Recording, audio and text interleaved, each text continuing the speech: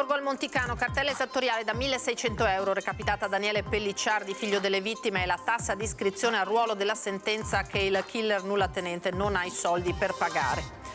La vicenda della dodicenne vittima di bullismo a Treviso, forze dell'ordine e terapeuti in prima linea per affrontare nelle scuole il tema. I casi dopo la pandemia sono in costante crescita. Drammatico incidente frontale nel pomeriggio lungo la Pontebana a Villorba, a scontrarsi un'auto e un camioncino con a bordo una vettura d'epoca, 5 feriti, ad avere la peggio una coppia di anziani. Violenta aggressione nella notte a Cornuda, un 53enne e un 36enne entrano in casa di un 41enne mentre sta dormendo e lo riempiono di calci e pugni. Provvidenziale l'intervento dei vicini che chiamano i carabinieri. La lunga notte dell'Epifania, panevin spenti a Treviso e accesi in molte zone della provincia, ma le centraline ARPAV premiano lo sforzo del capoluogo che non registra un picco significativo di polveri sottili. Al Duomo la celebrazione dedicata alle numerose comunità cattoliche straniere presenti nella diocesi di Treviso, tra loro l'immancabile coro ucraino che ha intonato la preghiera per la pace.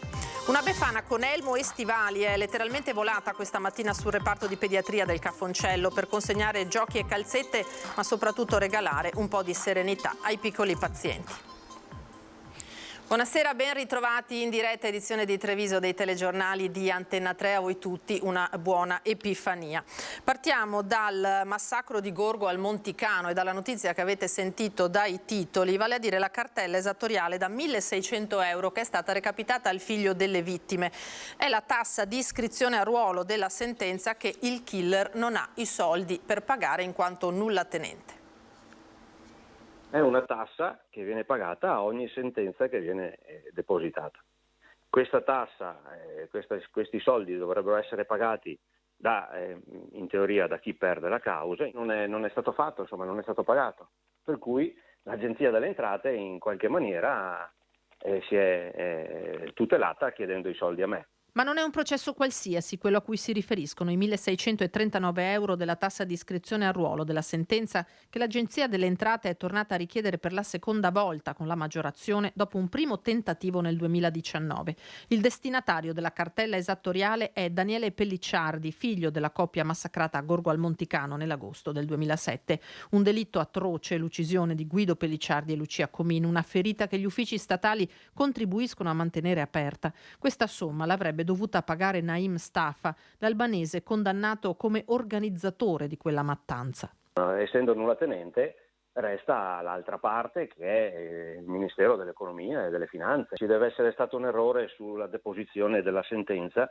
In automatico doveva essere fatto una prenotazione a debito in carico al Ministero dell'Economia e delle Finanze e questo passaggio è stato saltato. Un errore umano del sistema, la situazione è comunque paradossale e lo è ancor più vista la sofferenza che lui e la sua famiglia hanno dovuto patire. Non è bastato contestare la prima richiesta di denaro, Pellicciardi ha dovuto avviare l'ennesima richiesta di sgravio sperando che vada a buon fine, altrimenti, dice rassegnato, toccherà pagare e poi chiedere il rimborso. Siamo in Italia e bisogna prendere questo con il discorso della burocrazia lenta e questi errori che ancora vengono commessi.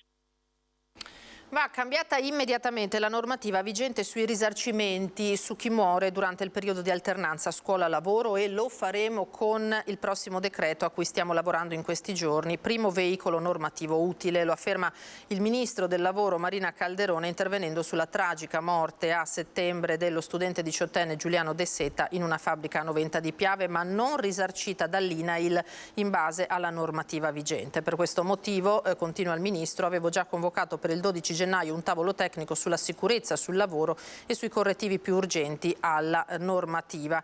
La regola vigente costituisce un vulnus, secondo Calderone, e va sanato. Ora torniamo invece sulla vicenda della dodicenne vittima di bullismo perché in sovrappeso. Forze dell'ordine e terapeuti in prima linea per affrontare nelle scuole questo tema, dal momento che i casi dopo la pandemia sono in costante crescita.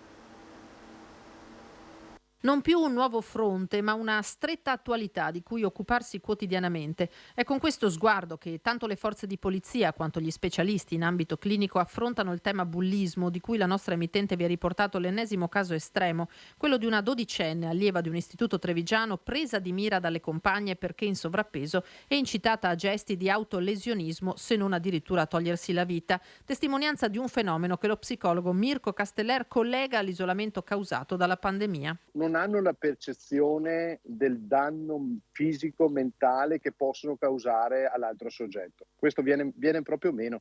E quindi questa è la conseguenza di 2 anni e mezzo di lockdown, ma soprattutto di un persistere costante, polemico, alterato, di notevole quantità in termini di tempo nella rete. Queste sono cioè il bullismo oggi non è il bullismo di 5 anni fa. Un problema da risolvere innanzitutto all'interno dell'aula scolastica, dice, non isolando ulteriormente la vittima. Tenere lo studente o la studentessa a casa per evitare che subisca atti di bullismo è un aggravare la situazione, non è un migliorarla.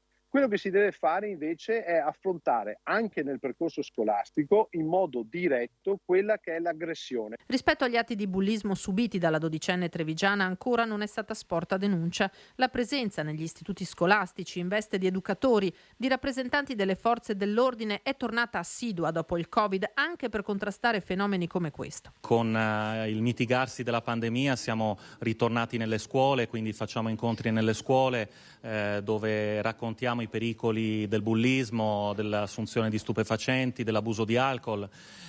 Quindi con gli istituti scolastici, col mondo della scuola c'è un dialogo aperto ed è importantissimo. La nostra attenzione, l'attenzione dell'Arma dei Carabinieri e delle altre forze di polizia è massima verso questa particolare fascia della nostra società.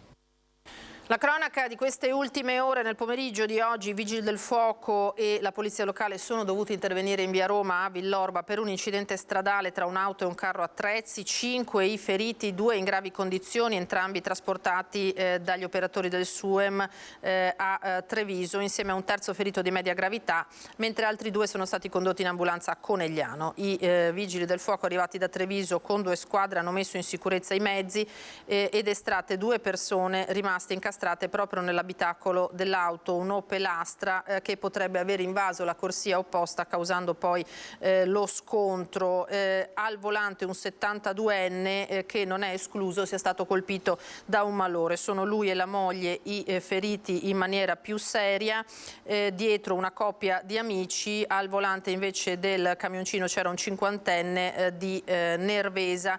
Potete immaginare naturalmente in una giornata festiva lungo la Pontebana alle 15 circa il traffico naturalmente che conseguenze ha poi subito per questo incidente. Ora l'aggressione invece in casa accaduta ieri sera a Cornuda. A salvare la vittima sono stati i carabinieri prontamente allertati dai vicini. Sono stati vicini ad avvertire i carabinieri e a salvare di fatto un 41enne aggredito in casa. Il fatto è accaduto la notte scorsa a Cornuda. Siamo intervenuti grazie appunto in maniera molto tempestiva, grazie al dispositivo che avevamo in atto rispetto a un'aggressione in casa. Dalle prime risultanze pare che non si tratti di un'aggressione a scopo predatorio, quindi di un furto, di una rapina, ma probabilmente di un'aggressione appunto tra persone che si conoscevano. Abbiamo tratto in arresto in flagranza di reato per lesioni due soggetti, peraltro già conosciuti alle forze dell'ordine. I 2 trevigiani arrestati, un 53enne e un 36enne, con questa aggressione pare volessero riscuotere un credito che il 41enne non è stato ancora in grado di pagare. Per questo hanno forzato la porta della sua abitazione mentre dormiva, per poi aggredirlo con pugni e calci. Le grida d'aiuto dell'uomo sono state però udite dai vicini, che hanno immediatamente avvisato i carabinieri, che poi hanno bloccato ed arrestato i 2 aggressori, mentre un'ambulanza ha ricoverato la vittima all'ospedale di Treviso. Con lesioni, con diverse contusioni e probabilmente anche delle fratture. È chiaro che ora gli accertamenti verranno fatti, come ho detto prima pare non trattarsi appunto di un tentativo di furto, di una rapina, ma probabilmente di un'aggressione proprio con altre finalità. È chiaro che approfondiremo ora i rapporti tra questi 3 soggetti, pare che si conoscessero per appunto venire rapidamente sotto la direzione ovviamente della Procura della Repubblica di Treviso a cercare di chiarire appunto i contorni di questo grave episodio. Cambiamo pagina, vasto cordoglio naturalmente anche in Veneto per la morte a soli 58 anni dell'ex campione di calcio Gianluca Vialli. Sono stati moltissimi messaggi anche via social di cordoglio dei campioni di casa nostra, da Roberto Baggio ad Alessandro Del Piero a Nanu Galderisi, ma poi anche le mogli di Sinisa Mihajlovic piuttosto che di Pablito Rossi, e i vari messaggi di saluto e di condoglianze delle società sportive. Queste sono le immagini invece che vi proponiamo di Gianluca Vialli quando nel 2019 venne in visita a Venezia ferita dall'acqua alta del novembre del 2019, appunto in qualità di capodelegazione della nazionale italiana, nazionale guidata dall'amico Roberto Mancini, che era appunto voluta venire in laguna a portare la sua solidarietà alla città duramente colpita dall'acqua granda. E continuando a parlare di grandi campioni, c'era un ospite davvero speciale questa mattina al tempio del ciclista di Ponte di Piave, Faustino Coppi, figlio del celebre Fausto, arrivato nella Marca in occasione del 63° anniversario della scomparsa del padre, cui è dedicato il monumento presente proprio al tempio del ciclista di Calderba, una sorpresa che ha voluto organizzare il sindaco Paolo Aroma in occasione del momento solenne voluto ogni anno dall'associazione Fausto Coppi Polyglass di Ponte di Piave in collaborazione con gli ex ciclisti della provincia, durante il quale vengono commemorati i grandi ex ciclisti trevigiani al Tempio, dove trovano spazio le foto appunto dei grandi professionisti del ciclismo della Marca e non solo. Ora veniamo all'ampia pagina che dedichiamo a questa Epifania e ai Panevin, alla notte dei Panevin. Sono stati oltre 30 quelli accesi nel quartiere del Piave. Cominciamo da lì, da Segusino a Tarzo, tutti accesi contemporaneamente da staffette partite da Moriago alla presenza dei rispettivi sindaci. Tra loro anche un parlamentare, l'onorevole Boff, che dopo le polemiche sull'inquinamento ha deciso di portare il caso proprio a Roma. La Commissione Ambiente è la commissione nella quale opero io in quel di Roma, e adesso mi tirerò fuori bene tutta la documentazione a livello burocratico, cos'è che impedisce il fatto che si possano fare in maniera molto semplice e tranquilla, e vedremo di metterci il lavoro con gli uffici per mettere a punto un qualcosa che semplifichi un po' la vita anche a tutti sti volontari. Il caso Panevin finirà a Roma per non rimettere anche il prossimo anno i sindaci in difficoltà. L'impegno l'ha preso ieri sera a Mosnigo di Moriago all'accensione delle fiaccole che puntualmente alle 20 hanno dato fuoco ad oltre 30 Panevin lungo il quartiere del Piave. Un impegno da parlamentare che per tutta la giornata è stato bersagliato da telefonate di primi cittadini a caccia di consigli, ma soprattutto da sindaco precipitato in un vortice di documenti da firmare. 2 giorni che armeggio con gli uffici tra polizia locale, attività produttive, ufficio tecnico per autorizzare sti benedetti Panevin, finché a un certo punto vedo girate 1000 carte che le firmo e autorizziamo sti Panevin e li facciamo. Ma voglio dire, sicuramente dobbiamo cercare di semplificare questa normativa. È una tradizione che è legata alla nostra storia, alle nostre tradizioni, è un giorno all'anno. Ormai noi siamo passati da 20 Panevin che si facevano storicamente, ne facciamo 4 nel nostro comune, ma viva Dio facciamo in modo che li possano fare in maniera tranquilla, come da secoli facciamo nei nostri territori, e senza tutta questa burocrazia che non risolve i problemi ambientali e men che meno non risolve i problemi della sicurezza, crea semplicemente carte e burocrazia per nulla. E oltre 10.000 persone hanno assistito ieri al ritorno del Panevin di Arcade, un'accensione in ricordo del sindaco Fabio Gazzabini e del locale capogruppo degli Alpini Florindo Cecconato, prematuramente scomparsi. Fabio è qui con noi, come Nino, è proprio qua, io lo sento in mezzo a tutti noi, farebbe festa con noi. Li ha voluti ricordare così Alessandra Cendrone, vice sindaco reggente del comune di Arcade, ieri sera alla 56esima edizione della Pira, simbolo dei Panevin della Marca. Accanto a lei, di fronte a 10.000 persone, Marilena, vedova del sindaco Fabio Gazzabini, e Franca, moglie di Nino Cecconato, storico capogruppo degli Alpini. Marilena e Franca, che con il governatore del Veneto Luca Zaia hanno acceso la catasta alta quasi 10 metri per un rito che è tornato dopo 2 anni di Covid, non senza polemiche. Vedo un sacco di polemiche su Panevin e non sul fumo dei botti nelle città che abbiamo visto in TV. Non ho capito perché loro non inquinano, noi sì. Al di là di tutto una gran festa attorno al fuoco, guardando la direzione delle faville, anche non sapendo bene come interpretarle. Verso nord. E quindi? Porta bene? O male? A est, quindi non so. E quindi verso mattina, e quindi? Prendi il sacco e va farina? E quindi è annata? Annata annata da mettere, come dire... Stanno andando a sera un po'. Quindi? Buon tempo si spera. Quest'anno come sarà? Bello. Ma se stanno andando verso nord-est? Spero che torna indietro. Da alpino come stanno andando le faville? Hanno detto dove verso sera, ma qua mi sembra che non va mica bene, o no? E quindi da alpino cosa c'è da pensare? Speriamo bene. Indipendentemente da tutto? Perfetto. Ma per il Veneto l'auspicio più grande per quest'anno resta l'autonomia. Chi è contro l'autonomia è contro la Costituzione. L'autonomia prevista dalla Costituzione non è la secessione dei ricchi, non è tutte quelle boiate che si sentono dire, ma è la volontà di dar corso alla modernità di questo paese. Governatore che, guardando già la caccia della Befana, aveva già individuato, dopo quello che è successo negli ultimi giorni, un destinatario per il fatidico carbone. Da bambini arrivava dolce il carbone, io comunque non porto rancore per nessuno, figuratevi. Penso che la vita è troppo breve per poter perdere tempo a dedicare il proprio tempo all'invidia, all'odio o quant'altro. Dopodiché, cosa vuole che le dica? Il tempo è sempre galantuomo.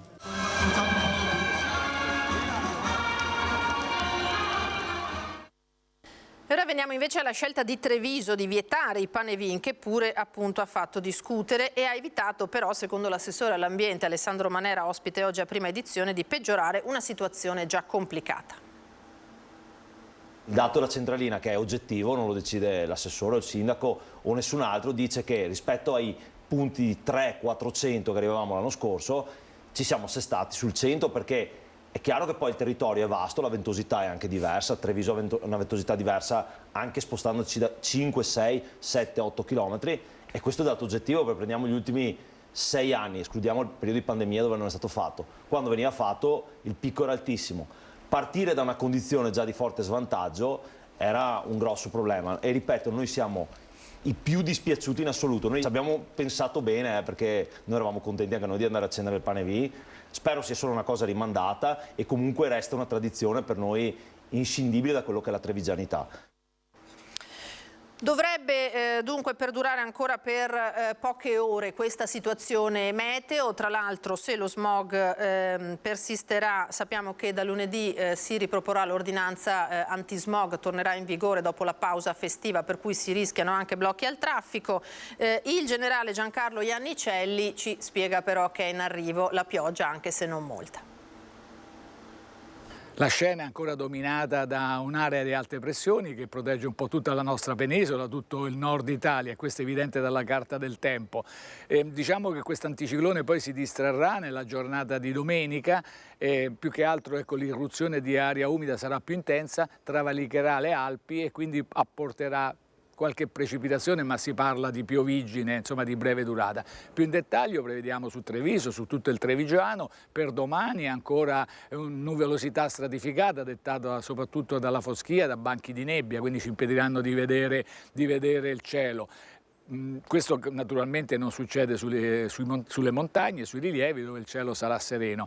Per domenica inizialmente stesso tipo di tempo, quindi un po' cupo, poi nel corso del pomeriggio ecco l'irruzione dell'aria umida che provocherà delle precipitazioni, delle piovigine sparse, anzi piuttosto diffuse ma non intense, dureranno il resto della giornata di domenica, poi da lunedì di nuovo un cielo all'insegna della variabilità, ma questo ci accompagnerà per tutta la prossima settimana, quindi non cambierà molto, diminuirà però il fenomeno della foschia e questo è un bene.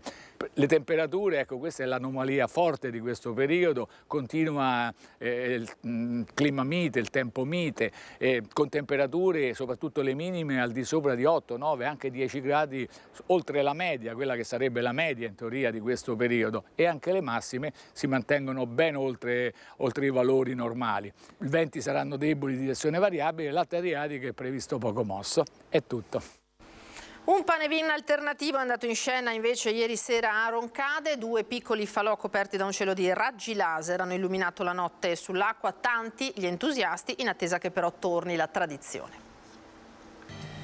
Nuovo, originale e ecologico, sono stata contenta. Bellissimo, è stato la prima volta che partecipo, ma bellissimo. Il posto del falò va bene anche questo, sì, è stato bello, emozionante. No, non tanto, no.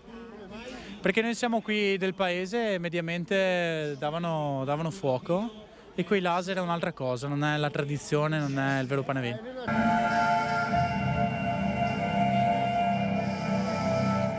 Eccolo il Panevin con effetti speciali che unisce la tradizione con l'innovazione. Ieri sera la prima rappresentazione ufficiale a Roncade con 2 mini falò sull'acqua che hanno dato luce ad un gioco continuo di immagini create con dei laser. Sicuramente uno spettacolo, ma anche una cosa diversa dal Panevin, con la musica certamente avvolgente che però poco c'entrava con le laiche litanie che accompagnano da millenni il rito della luce. Certo, il calore del fuoco vero non è mancato, ma poco ha potuto nel confronto con i raggi luminosissimi ma freddi che hanno tagliato il buio sopra l'acqua. Un gran bel spettacolo di certo, ma anche il sindaco non dimentica che il Panevin non sono uno spettacolo ma un rito, una preghiera laica che dalla venuta su questa terra l'uomo compie perché ritorni la luce del sole e con essa il calore che dà la vita alla vita. Ed è lo stesso uomo che oggi con gli inquinamenti non può più permettersi questi riti. E allora ben venga anche il Panevin laser, impegnandoci però per tornare in un cielo più pulito alla tradizione. Noi siamo convinti che ci siano sempre opinioni diverse, ma è questo anche il bello del vivere queste emozioni in diretta. Lo spettacolo è stato magnifico, singolare, abbiamo abbinato la tradizione con i falò nelle 2 rive a quella che è l'innovazione con uno spettacolo tecnologico di suoni, luci e musica. I bambini si sono divertiti molto e per i falò ci sarà tempo non appena anche le condizioni miglioreranno dal punto di vista ambientale. Panevin in corso anche nella giornata di oggi, e allora ci colleghiamo col nostro uomo dei Panevin, possiamo proprio chiamarlo così, Lucio Zanato, ancora in pista questa sera dagli Alpini di Paese. A te la linea, Lucio. Grazie Lina, buonasera ai telespettatori di Antena 3, siamo con gli Alpini di Paese, dietro di noi c'è il Panevin che annunciamo non verrà bruciato questa sera, non verrà bruciato, ma non è che non venga bruciato. Sentiamo cosa ci racconta Pierantonio Boldrini, che è il capogruppo degli Alpini. Allora, voi l'avete fatto quando? Ieri mi pare, e oggi avete deciso che non lo bruciate, perché? Oggi abbiamo controllato le colonnine dell'ARPAV e abbiamo visto che c'è ancora allerta 1 e noi rispettiamo l'ambiente, cerchiamo di rispettare l'ambiente, però vogliamo fare aggregazione e è solo rimandato, non è che non lo bruciamo, adesso per il momento no. Quando ci saranno le condizioni lo faremo. Quindi non lo smontate, ma gli darete fuoco, però aspettate insomma che cambino le temperature. Iannicelli, il nostro generale, ha detto che domenica piove, quindi lunedì dovrebbe pulirsi un po', magari potrebbe già essere la settimana prossima, sempre in contatto con la nostra amministrazione comunale, cercheremo di fare il possibile per farlo già sabato prossimo, se le condizioni appunto lo permetteranno. Ecco, un'altra cosa, abbiamo visto invece Roncade che ha surrogato il Panevin con il laser, come la vedete voi? Ma il Panevin è il fuoco è il segno dell'aggregazione da che mondo è mondo, quindi noi non vediamo una cosa, va bene farlo, però noi vogliamo il fuoco. Ecco, proprio per il fuoco, allora, adesso io vi lancio da qui un servizio di 37 anni fa, era il 6 gennaio del 1986, con Tino Giacomin siamo andati a Pivon di Oderzo e abbiamo seguito un Panevin come si faceva a quel tempo con il professor Ulderico Bernardi che ci spiega in questo servizio le origini del Panevin. Però vi chiedo un'attenzione particolare sulle immagini di quel Panevin e allora capiremo molto del fatto che oggi alcuni Panevin non possono essere bruciati. Vediamo il servizio.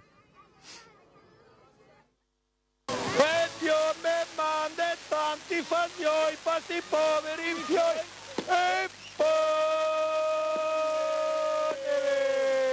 È un rito antico legato al momento delicato del passaggio della solstizio d'inverno, momento in cui la terra è infeconda, spiega Ulderico Bernardi, insuperato studioso di tradizioni e folklore popolare.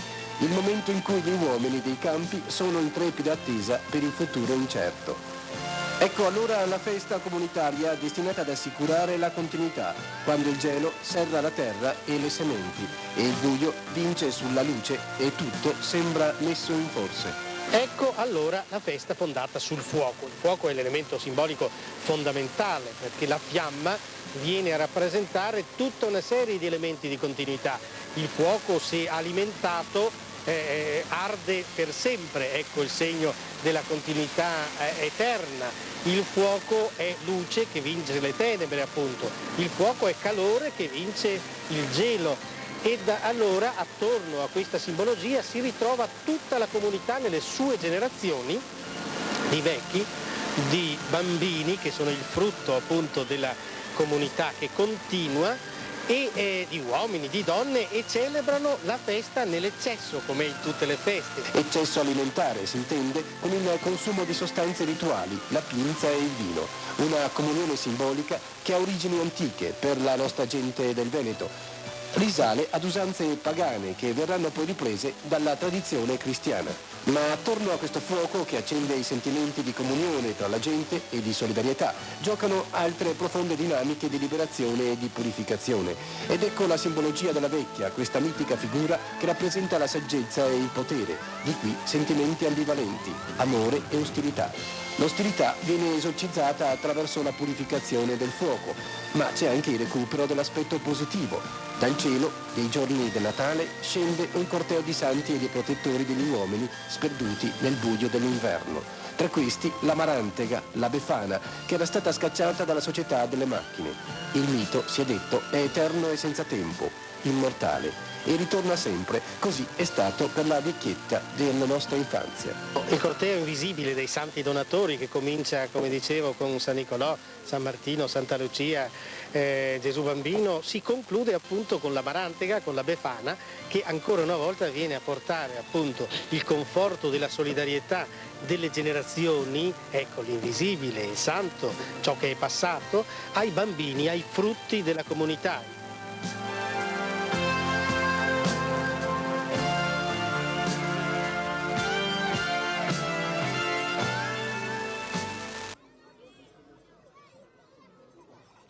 Ecco, avete sentito quindi, 1986 Ulderico Bernardi raccontava il perché del panevin e il perché della Befana, però se avete visto il panevin, quel panevin che ardeva all'interno aveva 2 copertoni da camion all'interno, e quindi ecco perché i panevin oggi non possono essere accesi. Gianni Marini, pastorino del Borgofuro, di panevin tu ne hai visti tantissimi, una volta si faceva così però. Beh, non che era tanto giudizio, qui che dava fuoco ai copertoni o a naili o roba del genere. Tanto è vero che certi paesi che chiama bubarata o sino pipa, perché insomma se vede questo fumo. Comunque torniamo anche su qui che è una scienza del giudizio, come chi faceva i nostri contadini con le legne di vita, con quello che tirava su dai siese. E ora la tradizione voleva che dopo se bronze si rimetteva a pinza, che dopo si cucinava bene. Sì, col ciaro si illuminava la strada, sulle notti lunghe che avevamo, la strada di Re Magi. Cosa vuoi io? Ma il primo in Torsegai, perché qua con questa storia di inquinamenti, vorrà dire che i Re Magi ci apparà il GPS per arrivarmi, non so cosa fare. E con questa battuta, prima di cederti la linea, chiamo la Marantega, perché c'è la Marantega, ovvero la Befana, con una battuta. Marantega, quest'anno a chi il carbone? Il carbone a chi non mangia un bel pezzetto di pinza e beve un bel bicchiere di Bruè insieme a noi altri. Grazie. Allora l'ultima immagine, Lina, ve la lascio per farvi capire quanto è importante questo rito per tutta la nostra gente. Ecco qua tutta la popolazione che sta aspettando di vedere e di toccare la Befana. E con le note dalla pastorella del Borgofuro e soprattutto il saluto di tutta questa gente di paese, io ti restituisco la linea. Buona festa a tutti, a questi bambini soprattutto, grazie. E poi c'è un'altra Befana che vi vogliamo mostrare, quella letteralmente volata questa mattina sul reparto di pediatria dell'ospedale Ca' Foncello per consegnare giochi e calzette, ma soprattutto dare un po' di allegria, di serenità ai piccoli pazienti. Vediamo. Per una volta è anche bello sentirsi dire Befana. Sì, specialmente tra i bambini, specialmente in questa situazione è bello. E lei la Befana dei pompieri di Treviso, che questa mattina è letteralmente volata nel reparto di pediatria dell'ospedale Ca' Foncello. Non però con la scopa, tenuta comunque al seguito, ma con l'autoscala del comando provinciale, arrivata verso le 10 per la curiosità non solo dei piccoli pazienti, ma dell'intero personale di servizio. Immancabili foto e video, mentre la Befana con imbragatura indossava l'immancabile elmo, tenendo strette le calze con i doni per i più piccoli. Poi il volo fino al giardino pensile con relativo atterraggio tra gli applausi di bambini, genitori, medici e infermieri.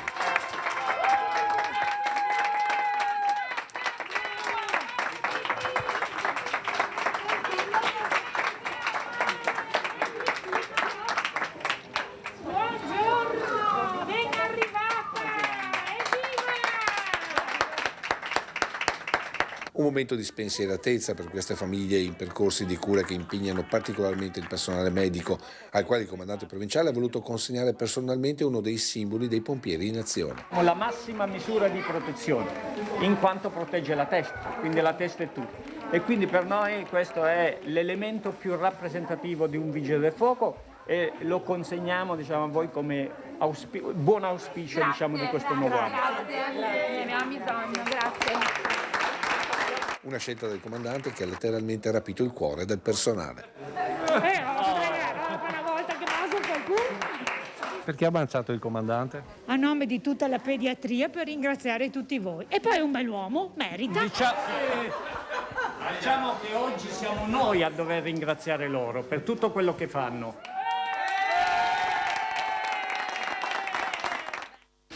E visite a sorpresa questa mattina anche da parte dei carabinieri ai giovanissimi ospiti delle pediatrie dell'ospedale San Giacomo di Castelfranco e di quelli di Conegliano e Montebelluna. Evidente è stata nella circostanza l'emozione naturalmente dei militari dell'Arma accolti dal personale sanitario in servizio ai reparti, dai volontari di molte associazioni che supportano i bambini durante la degenza e soprattutto dai piccoli protagonisti che alla consegna dei doni, automobiline dei carabinieri, penne, matite, album colorati hanno ricambiato col sorriso l'arrivo di questa speciale Befana in divisa. Ora andiamo in Duomo perché anche in questa Epifania si è rinnovata in cattedrale la celebrazione dedicata alle numerose comunità cattoliche stranieri presenti nella nostra diocesi, tra loro immancabile il coro ucraino che ha intonato la preghiera musicale per la pace. Per la pace, Signore, perché la pace torni a regnare nel mondo intero. Tocca il cuore di chi sta generando morte e disperazione e guida con la tua mano le loro scelte.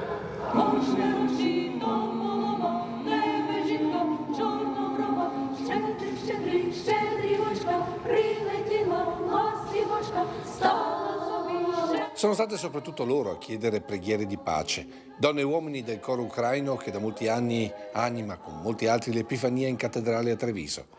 È la Messa dei Popoli, celebrata dal Vescovo Michele Tomasi, che ha richiamato più volte nella fede la ricerca della pace dentro e attorno ad ognuno di noi. Signore, fa che crediamo alla tua promessa antica e sempre nuova, fa che decidiamo di stare dalla parte dei magi, facci incrociare il tuo sguardo carico di amore per noi e quello di Maria, la Madre sempre presente ed amata. Fa che sia il suo, lo sguardo che dirada la nebbia che oscura gli occhi e il cuore. Una riflessione di fronte alle decine di comunità cattoliche di immigrati presenti nella nostra diocesi, ricordati tra il grande crocifisso e l'altar maggiore dalle bandiere, tutte vicine le une alle altre, per ricordare che non ci devono essere distanze tra i popoli.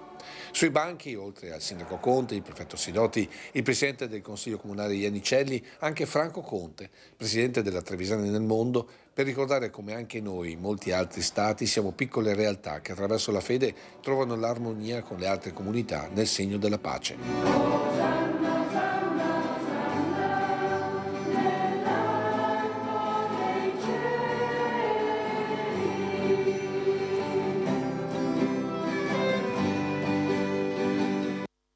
Al banco solidale ora dell'Associazione Veneti Schiacciati dalla Crisi a Sant'Artemio, dove è stato allestito naturalmente il presepe, e per l'Epifania è arrivata la Befana che ha distribuito dolci ai bambini e ai ragazzi, anche dei regali tecnologici, ma ha portato doni anche agli adulti. Un appuntamento particolarmente apprezzato da grandi e piccini, quello con la vecchia signora con la scopa, che non ha mancato neppure quest'anno di portare i propri doni alle famiglie più in difficoltà, che settimanalmente ricevono la borsa della spesa dai volontari coordinati dalla nostra Mirella Tuzzato.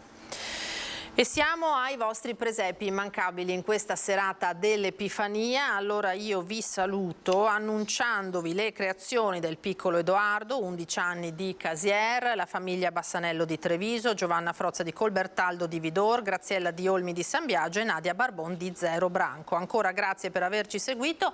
Dopo i presepi, come sempre, le previsioni del tempo. Arrivederci e ancora una buona Epifania.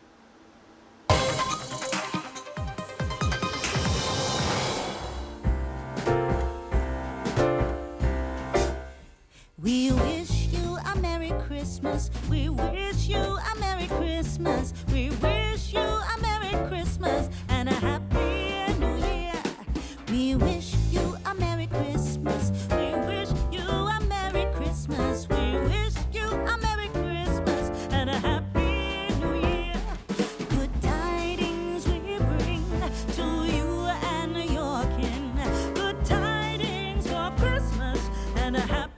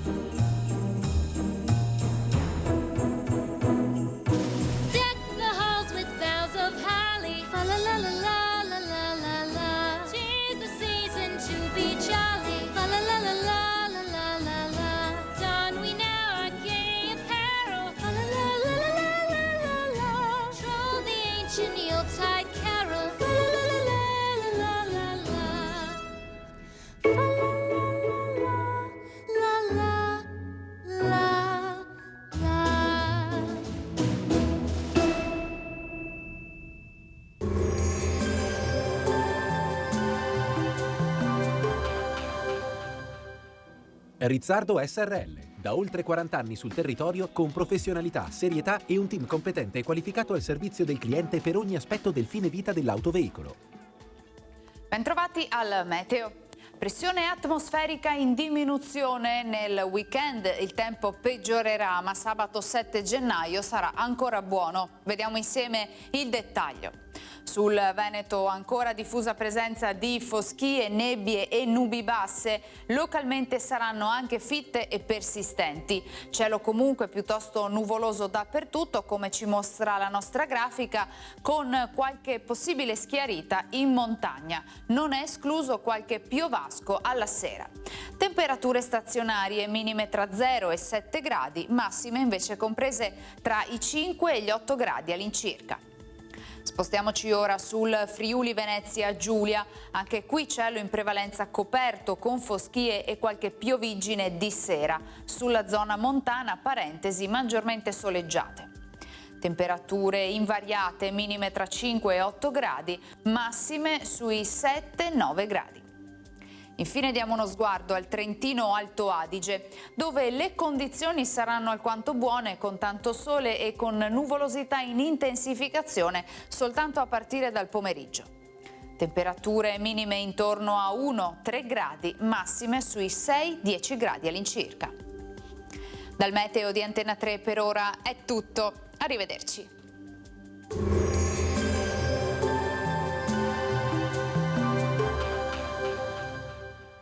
Rizzardo SRL, da oltre 40 anni sul territorio con professionalità, serietà e un team competente e qualificato al servizio del cliente per ogni aspetto del fine vita dell'autoveicolo.